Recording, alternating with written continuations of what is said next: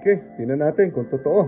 Yung nasa Facebook na para daw mapabilis ang pagbalat ng itlog, ilagay sa isang container, takpan mo, tapos shake, shake.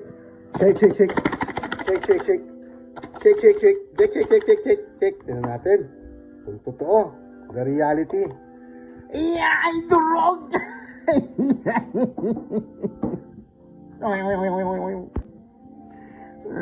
parang mas matrabaho pa ito eh. Sana binalatan ko na lang ng manual eh.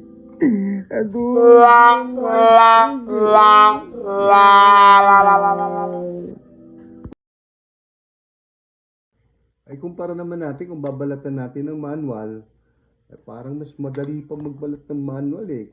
Kumpara dun kanina, nadurog eh. Ang dami na sayang na white egg. Ano? O ito, o. Pero mas maganda pa rin talaga yung sinaunang panahon na si style na pagbabalat ng ang boiled egg. Ano? O. Walang sayang. Buong buo eh. O. Dali, dito pa rin ako sa lumang sistema. Ayan, buo. Yung kanina, durog.